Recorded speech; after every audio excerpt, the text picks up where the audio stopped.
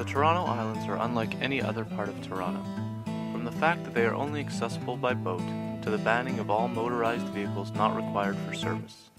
Join me today as we learn a little more about a true Toronto landmark, the Toronto Islands.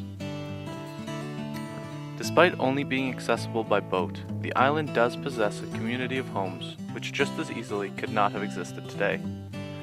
The island community reached its peak around the 1950s when it was made up of some 630 cottages and homes.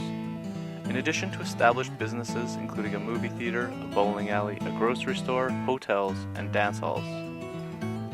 The reason Toronto Islands community peaked in the early 50s was because of the creation of Metropolitan Toronto Council, which undertook an initiative to remove the community and replace it with parkland.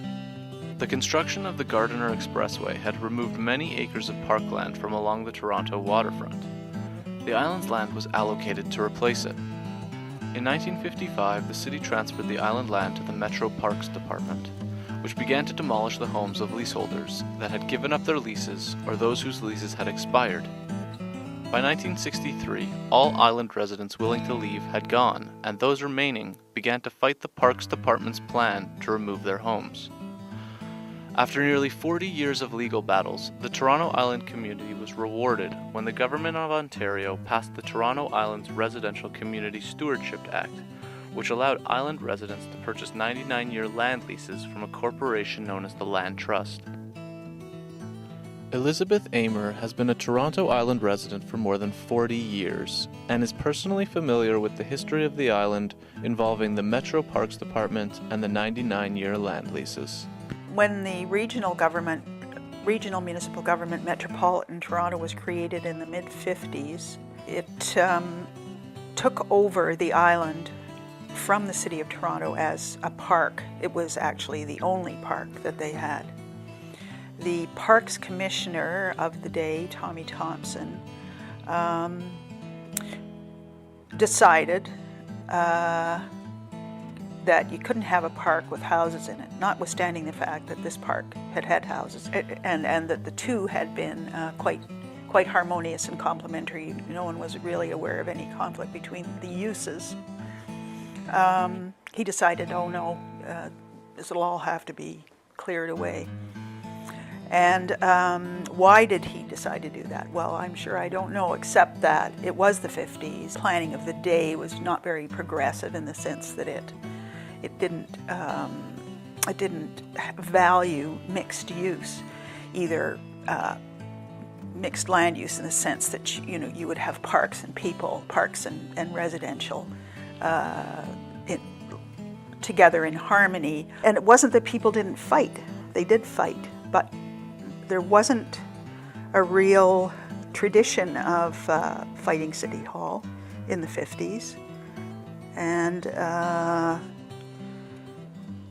we hadn't experienced stopping Spadina, saving Union Station. I mean, when I tell you that the City of Toronto was going to tear down Union Station, you can't even believe that today.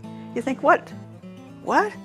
But that's the sort of thing that was going on, and it wasn't until more progressive people were elected that this was stopped, and people began to realize you don't tear down your history. Yeah, the cliche was you can't fight City Hall. Well, today we can fight City Hall and we can win. But we lost a hell of a lot before we won. And we were able to save the houses on Ward's Island, the houses on Algonquin Island, and some along the lake shore up to a point. In 1995, we signed a 99-year lease on all of our lots, and we're vested in ownership of the houses. We had always owned the houses, but due to various legal technicalities, Metro claimed to own them at a certain point.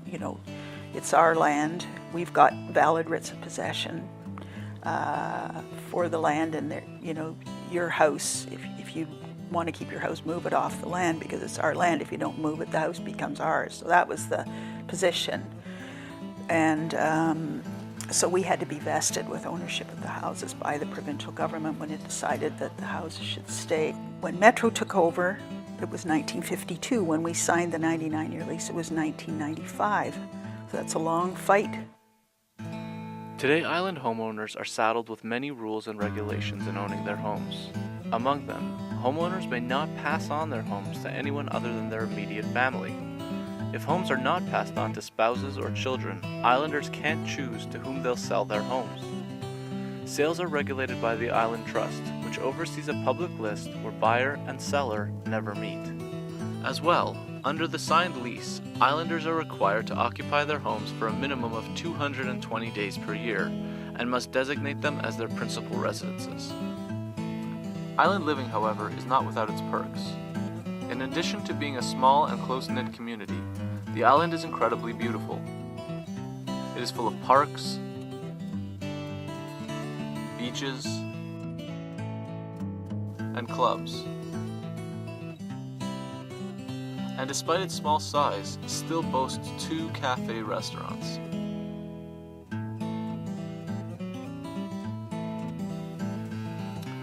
When you're out on the island, you can literally smell just how clean the air is.